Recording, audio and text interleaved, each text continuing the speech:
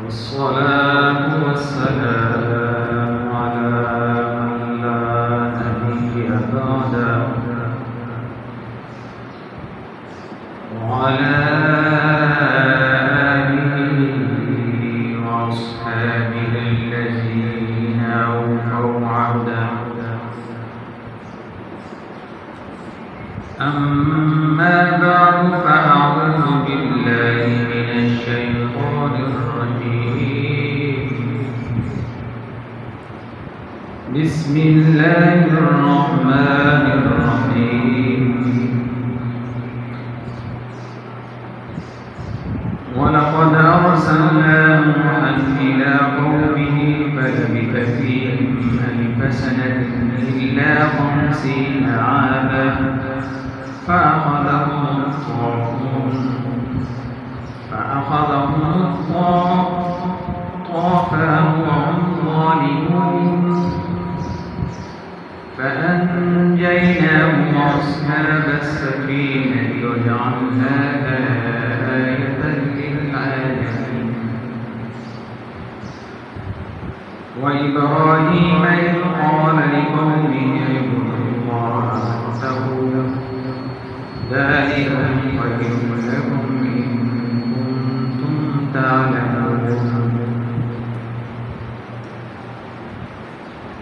عن أبي مسعود البدري رضي الله عنه قال رسول الله صلى الله عليه وسلم من دل على خير فله مثل أجر فاعله.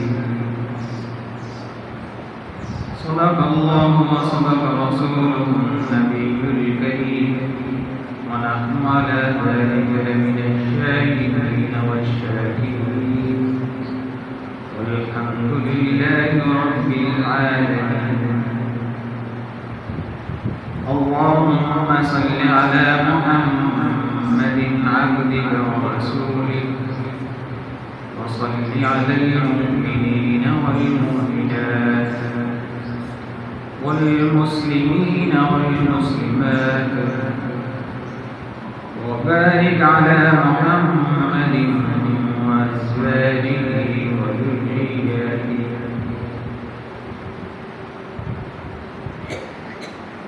بالنهاية واجب الكرام سامعين الكرام،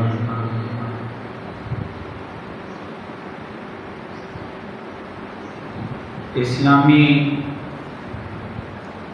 مہینوں میں 11واں مہینہ جس کو ماہ ذی القعدہ کہا جاتا ہے، آج اس کی 26 تاریخ ہے اور یہ اسلامی مہینہ اپنے اختتام کی طرف بڑھ رہا ہے. اور اسلامی مہینوں میں آخری مہینہ ماہ ذی الحجہ کہلاتا ہے.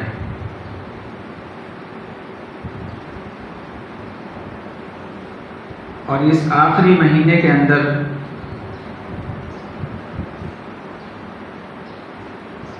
پوری دنیا سے ایسے مسلمان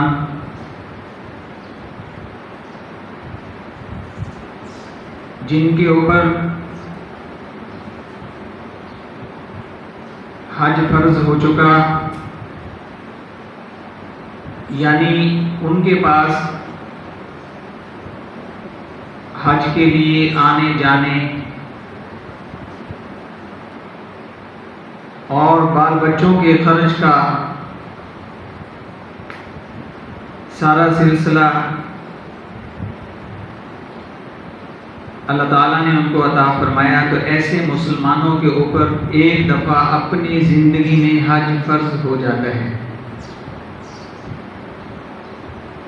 ایسی صورت میں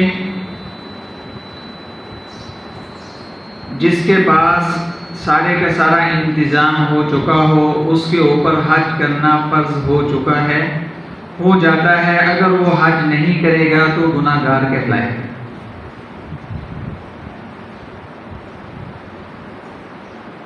مطالعے میں یہ بات آئی،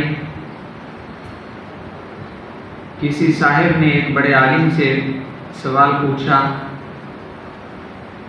کہ حضرت صاحب، اگر پاس پیسے بھی ہوں اور بیٹی کی شادی بھی کرنی ہو تو آیا دونوں میں سے کون سا کام کرنا چاہیے؟ تو انہوں نے فرمایا کہ پہلے حج ادا کرنا چاہیے۔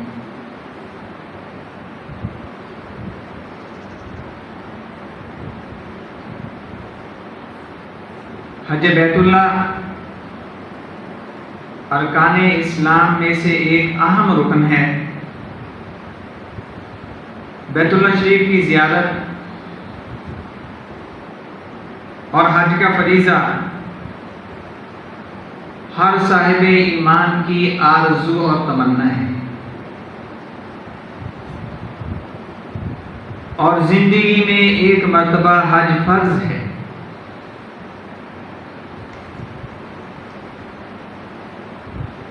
جو حج کا مہینہ ہے، آخری اسلامی مہینوں میں سے، یعنی ماہ ذی الحجہ،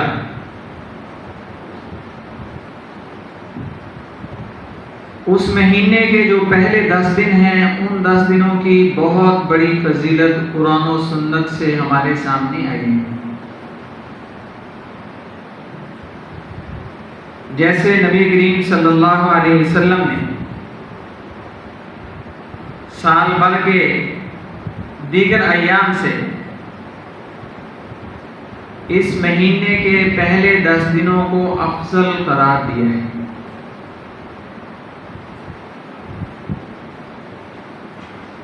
اسی طرح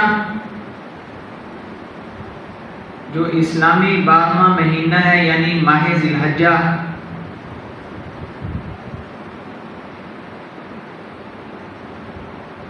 اس میں ایام تشریق بھی آئیں گے، یعنی ماہ ذی الحجہ کی 9ویں تاریخ کو فجر کی نماز کے بعد سے لے کے 13ویں ذی الحجہ کی عصر کی نماز کے بعد تک مسلمانوں کو پوری دنیا میں تکبیریں پڑھنے کا حکم ہے۔ تکبیریں کس طرح پڑھیں گے؟ جو مرد حضرات ہیں وہ بلند آواز سے پڑھیں گے، اور عورتیں جو ہیں وہ پست آواز سے پڑھیں گی۔ تکبیریں یہ ہیں: اللہ اکبر لا الہ الا اللہ واللہ اکبر وللہ الحمد۔ کم از کم ایک دفعہ پڑھنا ضروری ہے، اور 3 دفعہ پڑھنا سنت ہے۔ یہ 11واں مہینہ اپنے اختتام کی طرف جا رہا ہے، اور 12واں مہینہ جب شروع ہوگا اس کی 9ویں تاریخ سے یہ ایام تشریق شروع ہوں گے۔ یہ 5 دن ہوتے ہیں۔ آدمی کو چاہیے کہ اپنی زندگی کے تمام دنوں میں اپنی فرض نمازوں کو مسجد میں ادا کرے، جماعت کے ساتھ ادا کرے، تاکہ اگر اپنی اکیلا نماز پڑھے گا تو 1 ثواب نماز کا ثواب ہوگا، اگر اور اس نماز کو جماعت کے ساتھ پڑھ لے گا تو 27 نمازوں کا ثواب ہوگا۔ اور اگر فرض نماز کو مسجد میں جا کے جماعت کے ساتھ پڑھتا ہے، اور پڑھنے والی نماز کے وضو کے ساتھ وہ مسواک والی سنت ادا کر لیتا ہے، پھر 27 نمازوں سے اور بھی زیادہ ثواب بڑھ جاتا ہے۔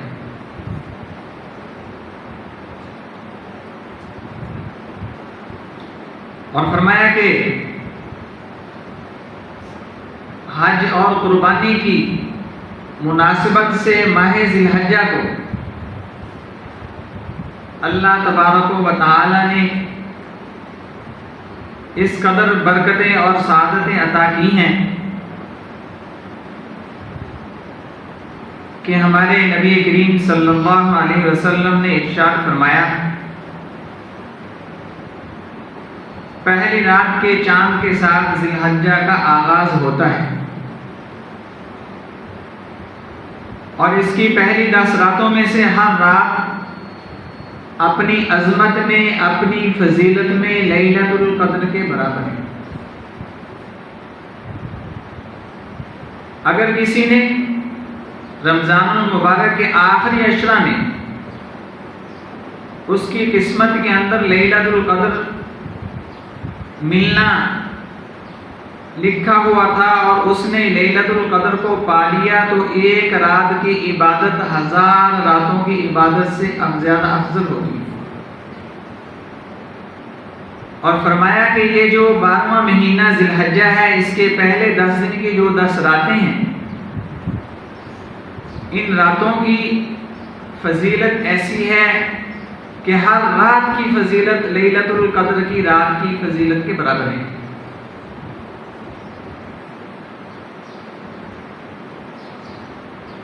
اسی وجہ سے فرمایا کہ جس طرح ماہ رمضان کے اندر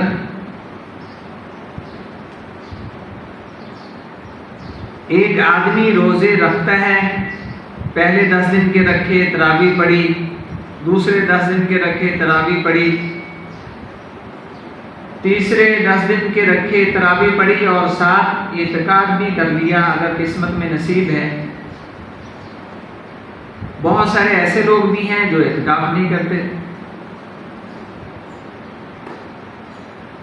اور بہت سارے خوش نصیب ایسے ہوتے ہیں کہ جو ماہ رمضان کے آخری 10 دنوں میں اعتکاف کی جو سنت ہے اس کو بھی ان کی زندگی میں خوش نصیبی لکھی ہوتی ہے، پا لیتے ہیں، اور پھر پورے ماہ رمضان کو گزارنے کے بعد اللہ تعالیٰ مسلمانوں کو عید الفطر کی شکل میں ایک خوشی نصیب فرمائے۔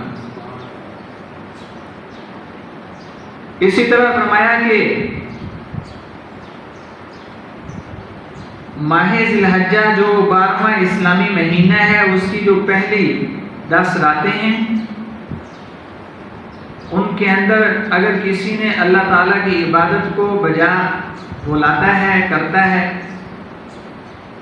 عبادات کی جتنی صورتیں بھی ہیں وہ اختیار کرتا ہے، اور پھر وہ قربانی کی جو سنت ہے اس کو بجا لاتا ہے اور پورا مہینہ اسی طرح نیکیوں میں رہتا ہے، تو اللہ تعالیٰ اس کی مناسبت سے اس کو پھر آخر کے اندر عید الاضحیٰ کی صورت میں خوشی نصیب فرماتی ہے۔ اللہ کے حضور مسلمان عید الاضحیٰ عیدگاہوں میں، مساجد میں ادا کرتے ہیں، اور اللہ تعالیٰ پورے مہینے کی نیکیوں کی وجہ سے اس کو پھر انعام عطا فرماتے ہیں جو عید الاضحیٰ کی شکل میں مسلمانوں کو ملتا ہے۔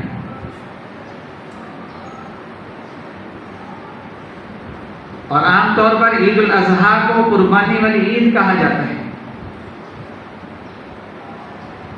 میں نے آپ حضرات کے سامنے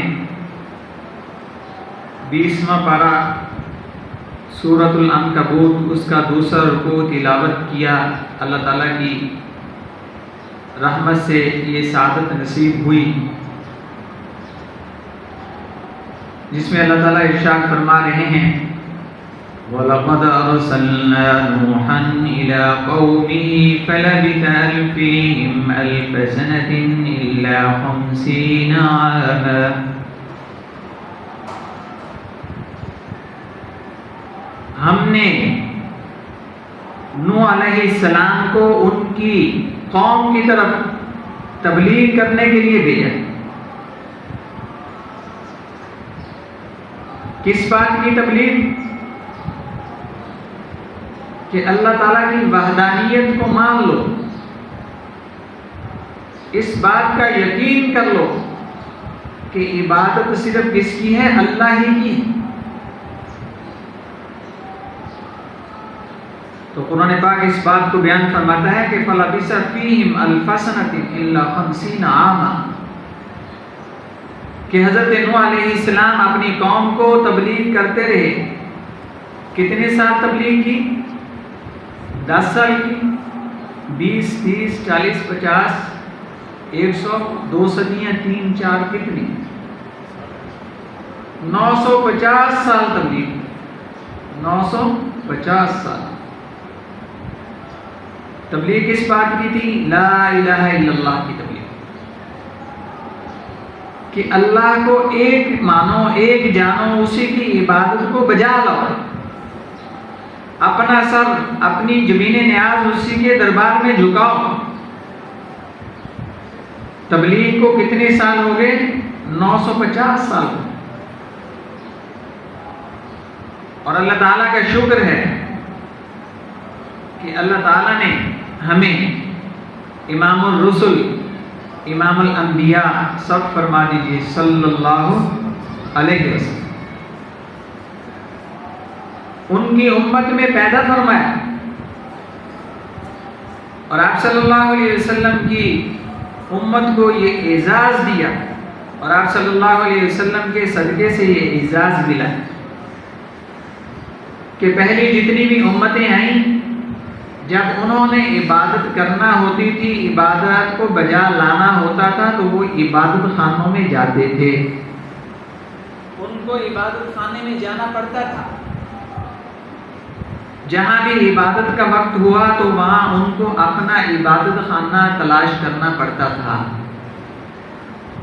پھر وہ عبادت کو بجا لاتے تھے، عبادت کرتے تھے، اللہ تعالیٰ کی بارگاہ میں پھر عبادت قبول ہوتی تھی۔ اور نبی کریم صلی اللہ علیہ وسلم کی مبارک امت کو اللہ تعالیٰ نے یہ اعزاز بخشا کہ آپ کے صدقے پوری روئے زمین کو مسلح بنا دیا۔ سبحان اللہ فرمائیں زور سے۔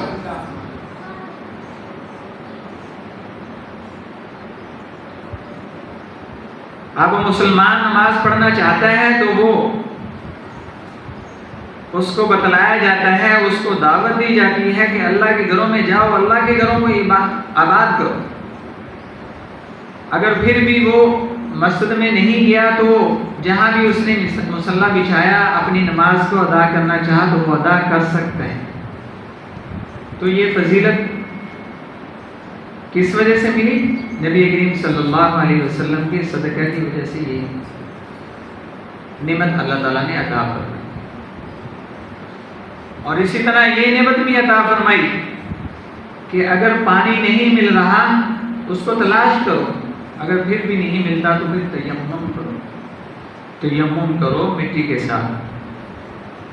یہ بھی اعزاز بخشا اللہ تعالیٰ نے امت محمدیہ، سب کہہ دیجیے صلی اللہ علیہ وسلم۔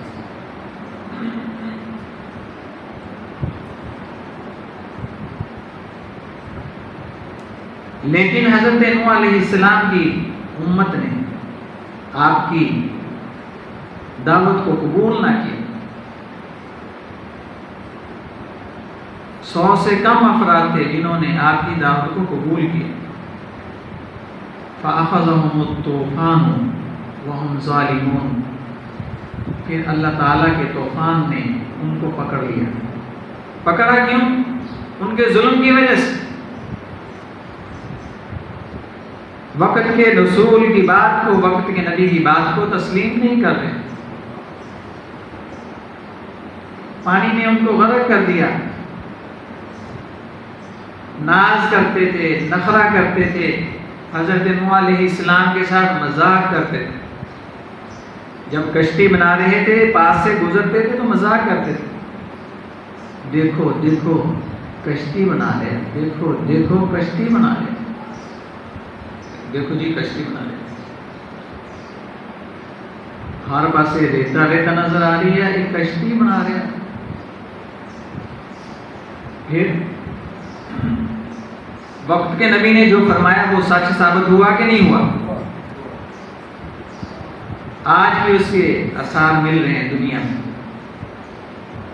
کدھر چلے گئے وہ جو کہتے تھے دیکھو دیکھو کشتی بنا رہے ہیں، کشتی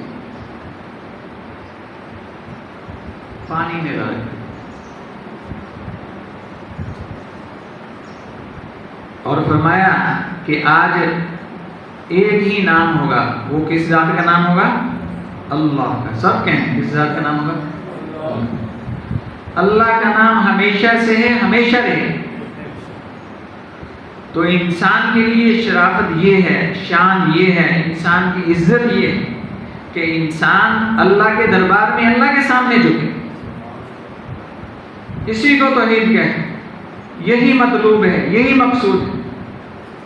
یہ نہ ہو کہ مال میں بڑھوتری نہیں ہو رہی، مال بڑھ نہیں رہا، اولاد نہیں ہو رہی، حالات سے پریشان ہے، جس کوٹھے کو دیکھا اس میں گھس گیا،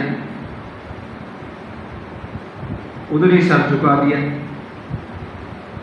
یہ انسان کی شان نہیں ہے. انسان کی شان یہ ہے کہ اس کا سر کس کے سامنے ہو؟ اللہ کے سامنے. اللہ نے انسان کو اسی وجہ سے پیدا فرمایا. خلقت بیدیہ، اللہ نے فرمایا کہ میں نے انسان کو اپنے ہاتھوں سے پیدا کیا.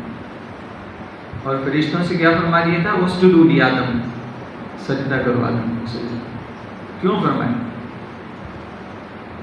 اب انسان اپنے آپ کو پہچانے کہ میں انسان ہوں، مجھے مسجد میں ہی جانا چاہیے، اپنی جبین نیاز کو، اپنے سر کو اللہ کی بارگاہ میں جھکانا چاہیے.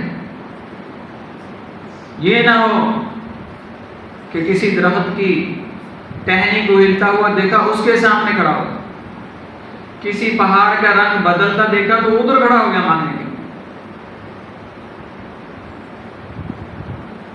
کسی کو دیکھا کہ اس کے اوپر 2 کپڑے بھی نہیں ہیں، اس کے سامنے بیٹھ گئے، بابا مینو دے دے، بابا مینو دے. اللہ تعالیٰ نے فرمایا کہ الا ان اولیاء اللہ لا خوف علیہم ولا هم یحزنون. اللہ کے جو ولی ہیں، اللہ کے جو دوست ہیں، ان کو خوف ڈر فکر نہیں کرنا چاہیے. وہ اللہ کے دوست ہیں.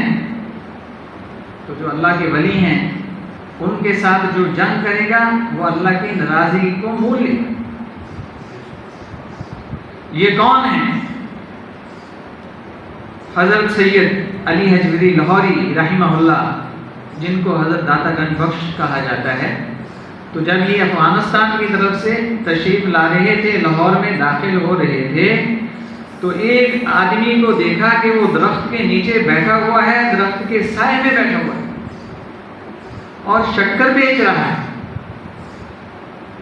آپ پاس سے گزرے اور اس سے پوچھا کہ کیا بیچ رہے ہو؟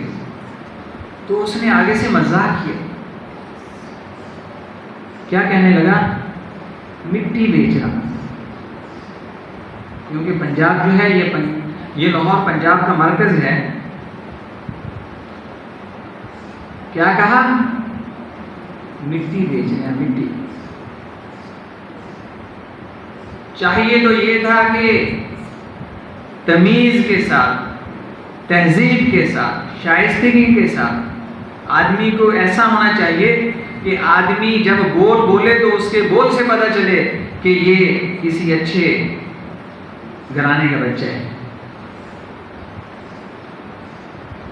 اور اسلام نے یہی تعلیم دی ہے فرد کو.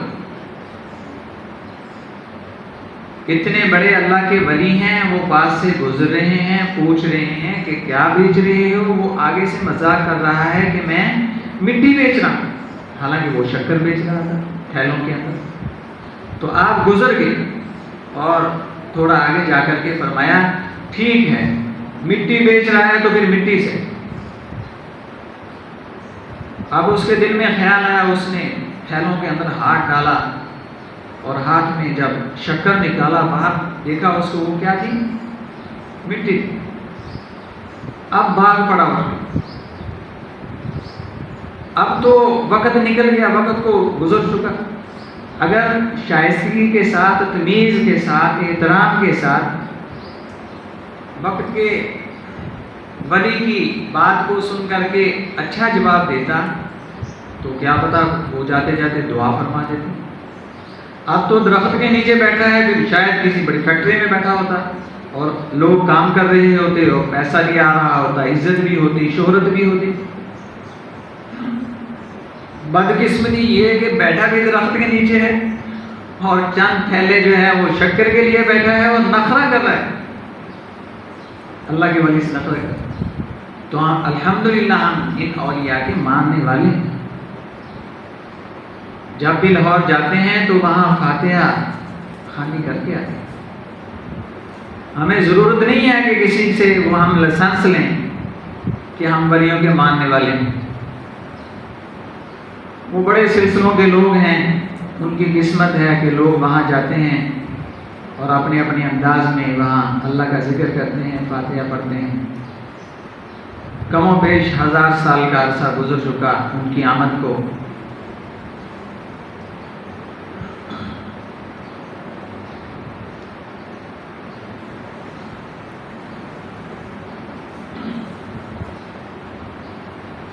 حضرت نوح علیہ السلام کی قوم کو اللہ کے عذاب نے پکڑا، فرمایا کہ ہم نے نجات کن کو دی؟ حضرت نوح کو اور آپ کے ماننے والوں کو۔ جو کشتی کے اندر سوار تھے ان کو نجات دی، اور پھر ہم نے ان کو نشانی بنا لی ہے جہان والوں کے لیے۔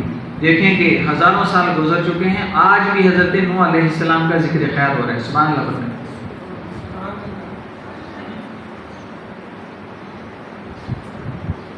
اور فرمایا کہ وَإِبْرَاهِيمَ إِذْ قَالَ لِقَوْمِهِ اعْبُدُوا اللَّهَ وَاتَّقُوهُ ذَلِكُمْ خَيْرٌ لَكُمْ إِن كُنتُمْ تَعْلَمُونَ۔ اور ہم نے بھیجا ابراہیم کو ان کی قوم کی طرف کہ جاؤ لا الہ الا اللہ، ابراہیم خلیل اللہ کی دعوت دو۔ قوم کا حال یہ ہے کہ اپنے ہی ہاتھ سے بتوں کو تراشتی ہے، گڑتی ہے، اپنے سامنے رکھتی ہے، ان بتوں کو پیسے دے کے خریدتی ہے اور ان کے سامنے ہی جھک جاتی ہے کہ یہ دے دو، یہ دے دو، یہ دے دو۔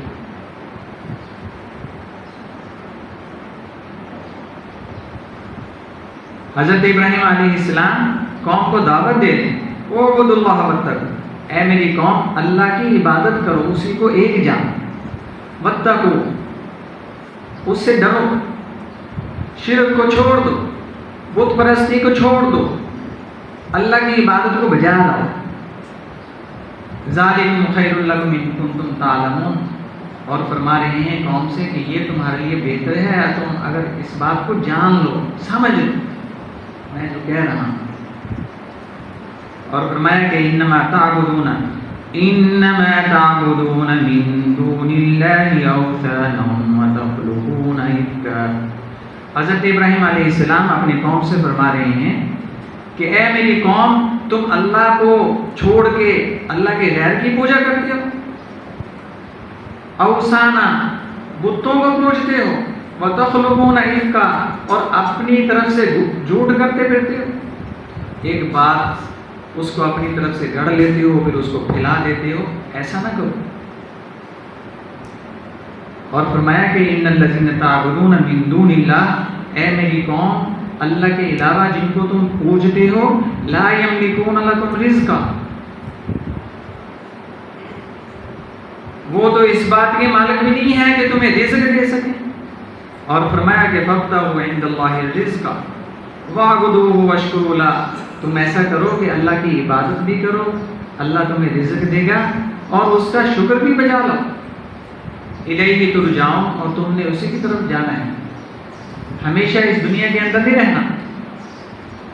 فرمایا وَإِن تُكَذِّبُوا فَقَدْ كَذَّبَ أُمَمٌ مِّن قَبْلِكُمْ، اے میری قوم میری بات کو تسلیم کر لو، اور اگر تم نے میری بات کو جھٹلایا، نہ مانا، فَقَدْ كُذِّبَ أُمَمٌ مِّن قَبْلِكُمْ، تم سے پہلے بھی ایسی امتیں آئی ہیں کہ جنہوں نے اللہ کے نبیوں اور اللہ کے رسولوں کی باتوں کو جھٹلایا تھا۔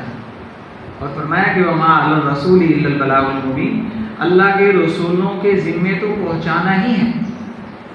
جو بات ان تک پہنچی، جس بات کا اللہ کے رسولوں اللہ کے نبیوں کو حکم ہوا، انہوں نے وہی بات تم تک پہنچا دینی ہے۔ اسی وجہ سے کسی شاعر نے کہا اپنے ہی ہاتھوں سے تراشے ہوئے پتھر کے صنم آج بت خانے میں بھگوان بنے بیٹھے. کہ بت خانوں کے اندر جو بت رکھے ہوئے ہوتے ہیں وہ خود بخود تو بنے نہیں ہوتے، کسی نے ان کو بنایا ہوتا ہے، کسی نے ان کو تراشا ہوتا ہے، پھر ان کو وہاں رکھا جاتا ہے، اور رکھنے کے بعد ان کو اتنا درجہ دیا جاتا ہے کہ ان کو بھگوان کہہ دیا جاتا ہے کہ یہ بھگوان ہے. انسانوں کے اندر بھی کچھ ایسی فطرتیں آ جاتی ہیں کہ جب ان کو خوشحالی آئی تو چاہیے تو یہ کہ وہ اللہ کی بارگاہ میں شکر بجا لائیں، اللہ کی مخلوق کے اوپر اپنا رحمت والا ہاتھ رکھیں جو اللہ نے رحمت ان کو دی، چاہیے تو یہ. لیکن سہولیات پیسہ آنے کے بعد وہ شکر کی بجائے وہ ناشکری کی طرف چلے جاتے ہیں، خود بھگوان بن جاتے ہیں، اور وہ سمجھنے لگتے ہیں کہ سامنے والوں کی جان جو ہے وہ میری مٹھی کے اندر ہے. حالانکہ سب کی جان کس کی مٹھی میں ہے؟ اللہ کی مٹھی. کس کی مٹھی میں ہے؟ سب کے اللہ کی مٹھی. حضرت ابی مسعود البدری رضی اللہ عنہ فرماتے ہیں کہ نبی کریم صلی اللہ علیہ وسلم نے فرمایا جس شخص نے بھلائی کی طرف رہنمائی کی اسے بھلائی کرنے والے کے برابر ثواب ملتا ہے. اور حضرت عبداللہ بن عمر رضی اللہ عنہ ان سے روایت ہے کہ نبی کریم صلی اللہ علیہ وسلم فرماتے ہیں بلغوا عنی ولو آیا، میری طرف سے پہنچاؤ اگرچہ ایک ہی آیت. نبی کریم صلی اللہ علیہ وسلم کا فرمان علی شان ہے.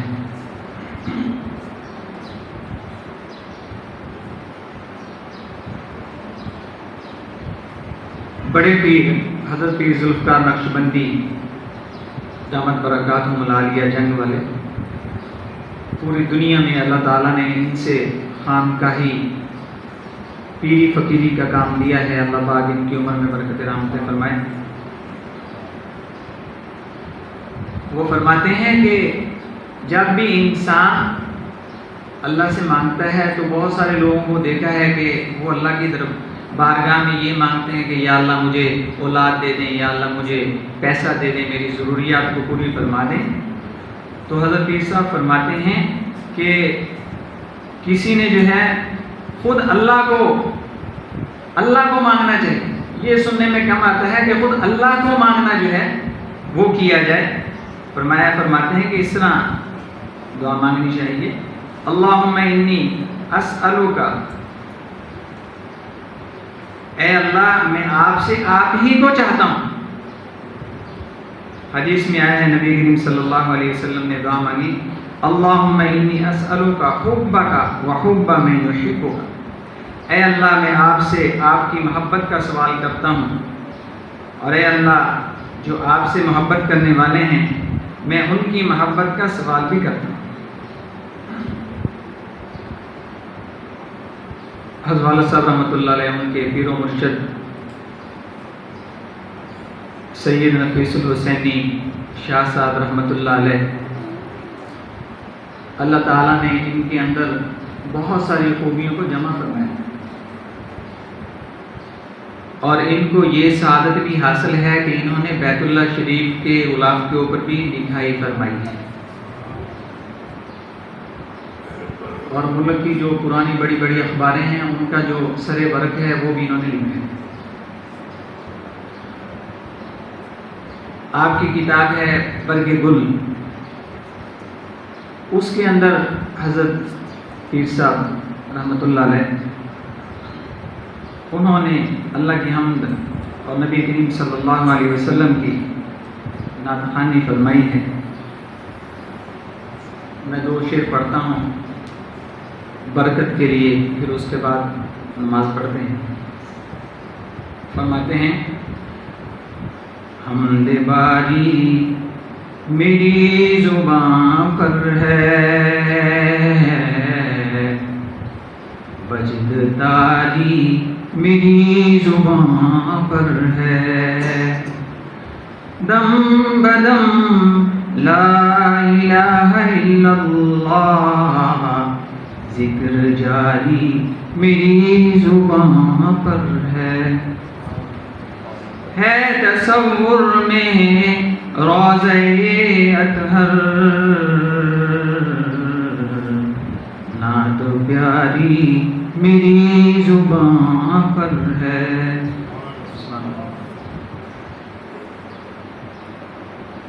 حمد باری میری زبان پر ہے، وجد تاری میری زبان پر ہے۔ اللہ کا شکر ہے کہ آج ابتدا ہوئی ہے پڑھنے کی، انشاءاللہ پڑھیں گے اس کو۔ آخر میں چونکہ قربانی کا موسم قریب قریب آ رہا ہے، ایک دو مسئلے وہ سماعت فرمائیں کہ قربانی کن جانوروں کی اللہ کی بارگاہ میں دینی ہے۔ ان میں گائے، بیل، بھینس، اونٹ، بکرا اور بھیڑ۔ یہ بکرا بکری بھی دے سکتے ہیں، اور اس طرح بھیڑ مذکر مؤنث دونوں، چھترا دبا وغیرہ یہ اس کی قسم میں آ جائے۔ اونٹ کی عمر جو ہے وہ 5 سال ہونی چاہیے، 5 سال اونٹ ہو یا اونٹنی ہو۔ گائے، بیل، بھینس، کٹا یہ 2 سال ان کی عمر جو ہے یہ پوری ہونی چاہیے۔ اس طرح جو ہے بکرا بکری یہ پورے 1 سال کے ہونا ضروری ہے۔ اور اگر بھیڑ، دمبا، چھترا یہ 6 ماہ کا بھی ہے لیکن لگتا 1 سال کا ہے اپنی صحت کے اعتبار سے، تو ان کی بھی قربانی دی جا سکتی ہے۔ اگر ہمارے دوستوں میں کچھ دوست ایسے بھی ہیں کہ جو قربانی کے موقعوں پہ لوگوں کو کہتے ہیں کہ جی کٹے دا سنیا نہیں کیتے، کٹے دا سنیا نہیں کیتے، ان دوستوں کی خدمت میں بہت مؤدبانہ گزارش ہے کہ جو دوست گائے تک رہنا چاہتے ہیں ان کی خدمت میں مؤدبانہ گزارش ہے کہ وہ قربانی کے موسم میں بسم اللہ مسجد حاجی چوک میں وہاں جو حضرات ہیں ان کے پاس چلے جائیں اور وہاں گائے کے اندر حصہ ڈالیں اور کٹے والی بھینس کو نہ چھیڑیں۔ تو ہم چونکہ سارا سال جو ہے ان مسائل کو دیکھتے رہتے ہیں، تو الحمدللہ یہ 14-15 سال سے مدرسہ جامعہ بیتیہ ضیاء القرآن خالد کالونی کی طرف سے یہ بہت ہی محنت کے ساتھ اور اچھے پریس سے اس کو چھپایا گیا تھا۔ یہ قربانی سنت ابراہیمی ہے، قربانی کے مسائل بموقع عید الاضحیٰ 10، 11، 12 ذی الحجہ۔ یہ تحقیق سنی فقہ حنفی کے مطابق ہے۔ یہ حضرت والد صاحب ان کی نظر سے بھی گزرا ہوا یہ ہے پمفلٹ۔ یہ ہم اس وجہ سے ہم نے اس کو شائع کیا تھا کہ اہل سنت والجماعت کے جو حضرات بھی اس کو لے کے پڑھنا چاہیں وہ مدرسہ جامعہ بیتیہ کے دفتر سے رابطہ کر کے اس کو لیں اور اچھی طرح پڑھیں۔ تو اس میں یہ بھی لکھا ہے کہ بھینس کی کٹے کی قربانی جائز ہے اور قرآن و سنت سے یہ ثابت بھی ہے الحمدللہ۔ تو آپ حضرات کی خدمت میں یہ میں نے گزارش کا ارشاد کرنی تھی وہ کر دی ہیں۔ آپ حضرات جو ہیں آپ سنتیں پڑھ لیں۔ وآخر دعوانا الحمدللہ رب العالمین۔